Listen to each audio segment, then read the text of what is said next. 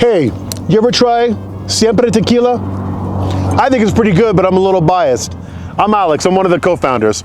Me and my partner Monica, we started this brand with $9,000 and a couple of credit cards and grew it from nothing 10 years ago to being one of the biggest craft brands in the United States of America. We're proud of what we do and we work hard. And we only use a couple of ingredients: water, agave, yeast, and if we want to age it like this at Reposado, we use a little bit of oak. Nothing added because you don't have to, right? Tequila the way that it's originally made. I want to take you and show you how to make this stuff. So we're gonna hop over to the distillery. It's called El Ranchito, and it's owned by the Vivanco family. They're a pretty cool gang. They're agaveros, 5th generation agave farmers. And they work with their master distiller, Sergio Cruz, to make some of the best juice in the world. Let's go check them out. I'm here in Arandas, Jalisco, and we're at the Vivanco's distillery. So the Vivanco family, they built this distillery 30 years ago, and it's called El Ranchito. It means little ranch. And the reason why it's called that is because this used to be a big family ranch over 30 years ago, many years ago. And when they split it up to be able to make the distillery, they put the horse stables over there, and other property got split between the brothers, and this little part that was the distillery was kind of like the little ranch that was left over. So they called it El Ranchito. This is where they make all the good stuff. So I'm gonna take you around and show you how Sergio Cruz, Sergio Vivanco, Cesar Vivanco, and the rest of the Vivanco family put this place together to make what I think is the world's most amazing tequila. Here we are in one of their agave fields. What part of tequila makes a quality tequila? Number one is the agave quality, right? And what's really important to note about the Vivanco family is they believe that they should not use pesticides or tend to the land that much, right? So what they do with the agave is they actually let vegetation grow in between the fields so that the bugs and the little critters can chew on those because it's a softer material to not chew on the agave, and that's how they do pesticides, right? And when it comes to selecting the agave, because it's all of their crops and they own 17 agave farms, they have the ability to choose what agave they want to keep and what they leave on the field. Whereas people that are stuck buying agave from farmers, they buy the whole crop. So they could say, this one's good, leave that one a little bit longer, and get these ones too. So it's a luxury they have to be able to select the best of the best. So we start off with the agave, and the agave gets harvested by a humidor, right? And once it gets chopped down, it stops looking like this and starts looking like a pineapple, which we call a piña. Let's go check out the piñas.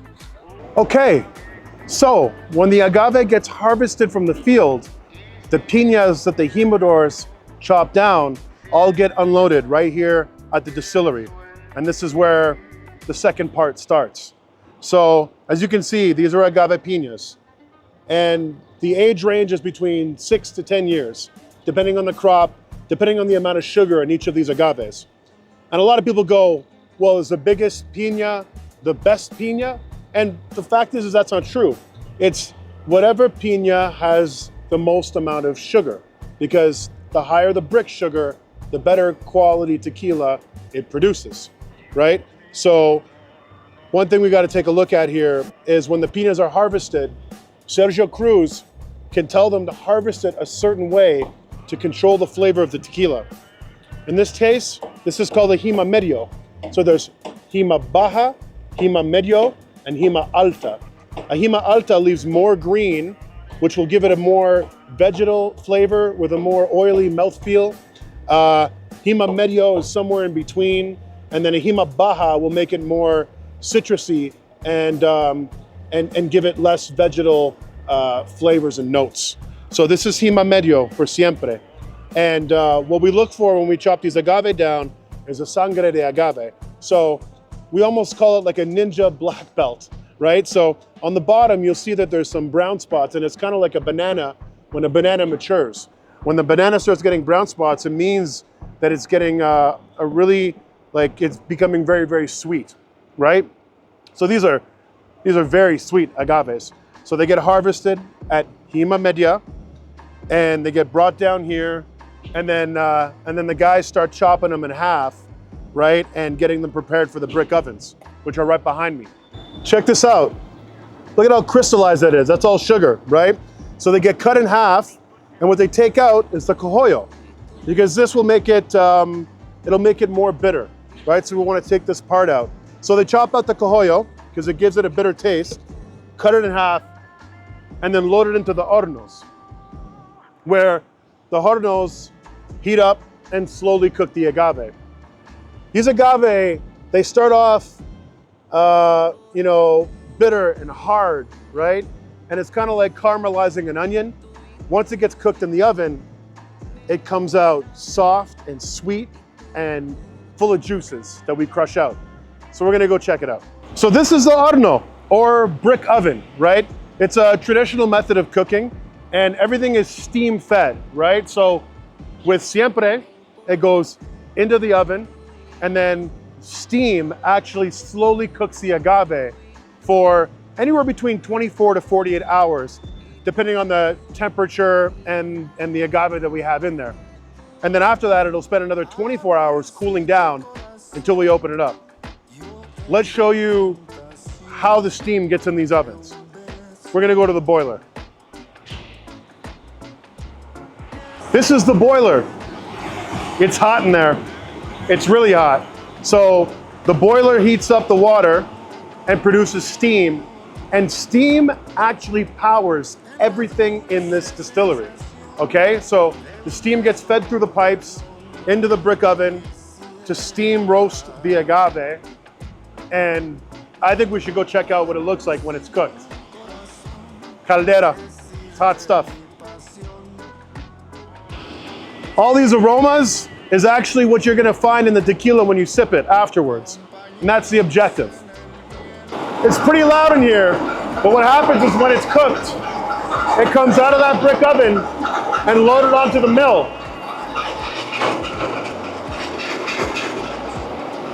Check this out.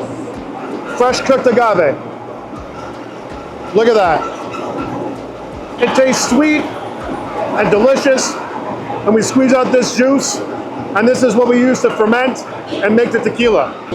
Okay, so that agave that came out of the oven goes onto the mill, and then it crushes the juices, right?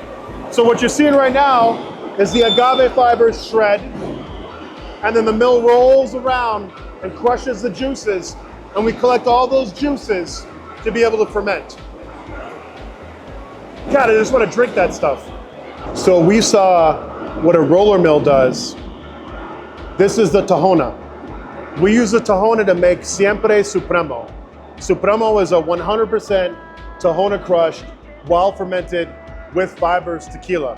So this ancient volcanic stone goes around in circles and crushes the agave in a completely different way that gives you more aromas and a more profound flavor with a little more earthy notes. You can almost taste cooked cement when you sip on the tequila, which tastes amazing, believe it or not. So this is another way to crush the juices out, and it's what we use for Supremo.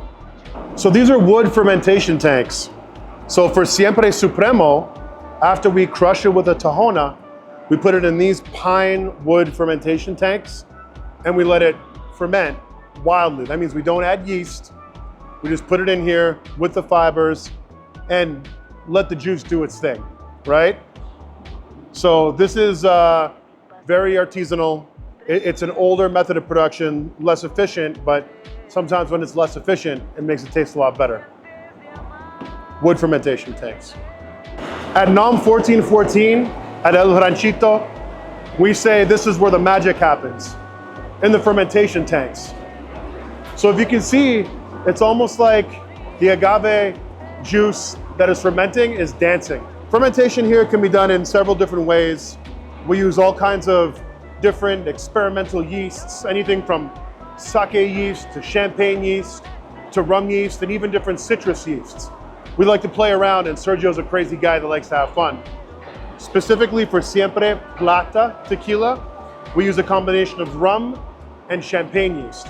So we put a little bit of rum yeast in and a little bit of champagne yeast, and they both work together to make the magic happen. And another thing that's extremely special about the fermentation here is we use the Mozart method. That means we play classical music while the juice ferments. When all the agave fibers are done being crushed and all the juice is pulled out of it, the journey doesn't stop there. This is an important part. All the fibers get loaded into a back of a truck and we recycle it and use it for fertilizer and a few other things. So agave fiber is interesting.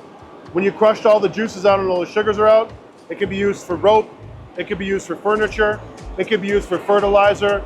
We make sure that it goes back to the land or gets reused however we can. All right, so when we make our tequila, all tequilas have to be distilled twice.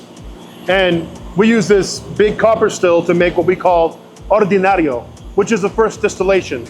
So when it's done fermenting, it's at an alcohol percentage that's similar to a beer, but then when it goes into the tank and goes to the first distillation, it becomes an alcohol percentage that's more like a wine, right? So the first distillation is done here in this copper pot. We use entirely copper pots because the more copper you use, the less filtration you gotta do, the cleaner the tequila is, and the bigger the taste. So, first time in this big copper still, and then the second time, we bring it over here to smaller copper stills. Second distillation, it goes in these smaller stills. Again, completely copper. More expensive to fix, more expensive to make, better tequila for you. Okay, so what comes out of the still first is basically, it boils it, comes out, goes into the condensator, and then drips out as liquid. And the first part is the heads, la cabeza. And what first comes off the still, we discard. But then you get into a sweet spot where some of that cabeza you want to keep because you can actually use it to change your tequila profile. And Sergio is a genius and famous for using cabezas, corazones, and colas. So heads, hearts, and tails. So the head comes out, we separate it.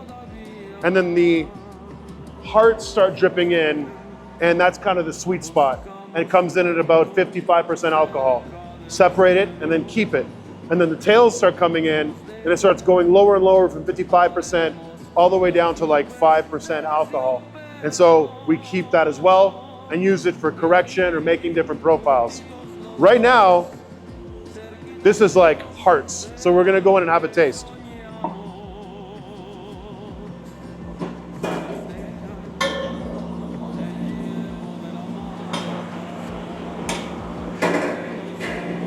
So it all gets caught and poured in here. Man, it smells good. So as the tequila comes out of the still through the condensator and then into the tank, we're continuously measuring the alcohol level, right? And taking notes. At this time, it came out at this percentage. So constantly testing as it comes out just to get it perfect.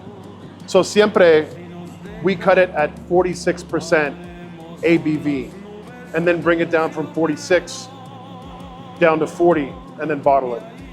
And so when we make Siempre Tequila Supremo, it's uncut. It comes out at still strength, and sometimes we go as high as 55%.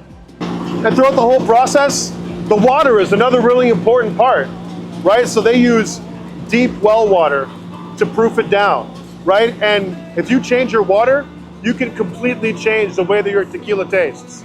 So, very important thing to note. So, when we take it out of the still at 46% to make the Plata, we bring it down from 46 down to 40 using deep well water from right here.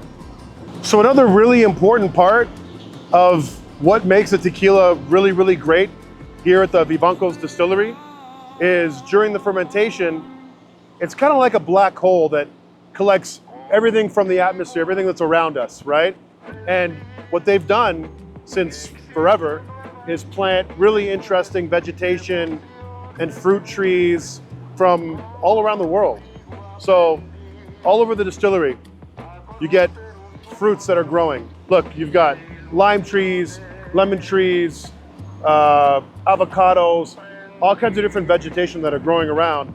And all of that gets caught up in the air and gives the tequila this amazing flavor that you can't reproduce anywhere else. So that's another important part of that fermentation, and that's why a lot of magic happens in the fermentation when we're here. So now you know how it's all made, and you know how to make sure that you're drinking good tequila. So go ahead and start sipping.